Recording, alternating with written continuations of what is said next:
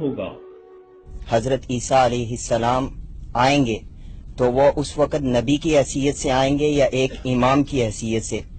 اگر وہ نبی کی حیثیت سے آئیں تو حضور صلی اللہ علیہ وسلم کا خاتم النبیین ہونے پر کوئی اثر نہیں پڑے گا؟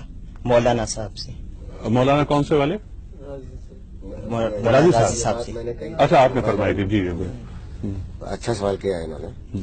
بات یوں ہے کہ حضرت عیسیٰ علیہ الصلوۃ والسلام نبی تھے، نبی ہیں اور نبی ہی رہیں گے جب تک کہ حیات ہوں گے اس دنیا میں.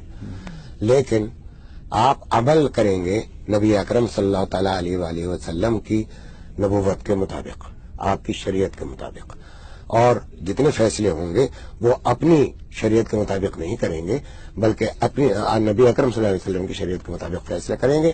اور ان فیصلوں میں وہ کلی طور پر باقاعدہ اس کے پابند ہوں گے کہ شریعت محمدیہ کی پابندی کریں.